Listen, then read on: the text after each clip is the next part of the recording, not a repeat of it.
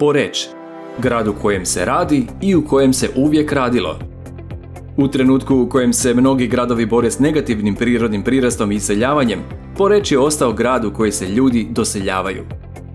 Zahvaljujući tome već godinama imamo pozitivan prirodni prirast, a ove godine upisujemo 2 razreda prvašića više.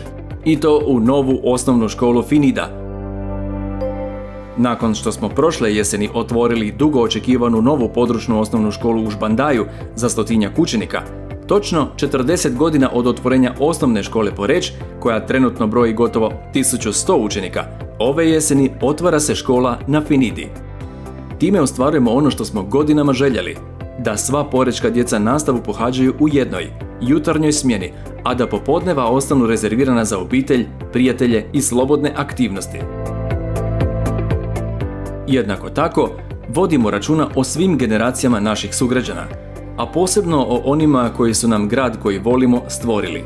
Uz Dom za starije i Klub Galija sufinanciramo u iznosu od 50% dopunsko zdravstveno osiguranje svim porečkim umirovljenicima, a od jeseni Porečani će na raspolaganju imati 6 javnih sportskih dvorana, koje su samo dio razvijene i izgrađene infrastrukture. Kuća se gradi od temelja, a upravo je to ono što smo proteklih godina ciljano radili. U 2 godine, kroz EU projekt Poreč, izgrađeno je više kanalizacijske mreže nego li u zadnjih 40 godina, a u protekla 4 mjeseca iz EU fondova uspješno smo povukli gotovo 8 milijuna kuna za nekoliko projekata. Prošle je godine otvorena i Porečka zaobilaznica. Ova cesta na sebe je preuzela gotovo 50% prometa iz grada, a spaja neka od najvećih turističkih središta u Hrvatskoj. Njenom izgradnjom riješene su i neke od crnih točaka, te je broj prometnih nesreća smanjen za 3 puta. Ipak, ako nekoga pitate što je važno učinjeno prošle godine, svatko će u svome naselju pronaći nešto, makar i sitno. Izgradnja rotora, asfaltiranje prometnica, uređenje parkinga, izgradnja polivalentnog igrališta i dječjih igrališta, pošumljavanje i visoki standard uređenosti, otvorenje društvenog doma, proširenje mjesnih groblja, dovršetak nogostupa, otvorenje knjižničnog stacionara, prilagodbe teže pokretnima, manifestacije. Sve smo to radili i radit ćemo i dalje, u dogovoru i po željama sugrađana. Tako je i kroz protekle 3 godine utrošeno gotovo 10 milijuna kuna na uređenje 7 gradskih plaža. Upravo one plaže na kojima su mnogi Porečani odrasli, naučili plivati, dobile su svoje novo ruho i dalje ostale popularne i posjećene, starijim i novim generacijama. Porečka obala sa susjednim općinama ima samo 70 km, ali se na njoj ostvaruje gotovo 10% hrvatskog turizma.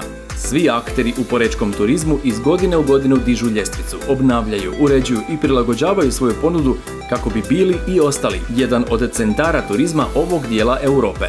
Veliku ulogu u tome igraju i manifestacije. Mozaik različitih iskustava i doživljaja pretvorili su Poreč u mjesto u kojem svatko može pronaći nešto za sebe.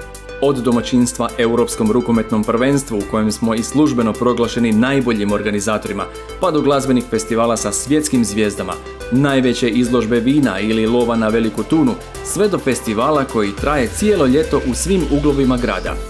Sve to ima naš Poreč. Ali sve ovo ne bi bilo moguće bez glavnog sastojka, a to su Porečanke i Porečani, ponosni, svjesni svojih mogućnosti i grada kojeg imaju i u kojem žive. Upravo Porečani čine naš grad tako otvorenim, voljenim i svima dragim. I možda je upravo slika Adventa, manifestacija koja je htjela vratiti Porečane u starogradsku jezgru i usred zime, najbolji pokazatelj koliko Porečani žele i hoće podržati ono što vole, ono gdje su odrasli, ono za što ih vežu brojne uspomene. I zato vam Porečani hvala. Gremo i dalje skupa živjeti i stvarati lipu sliku Poreča i života u njemu.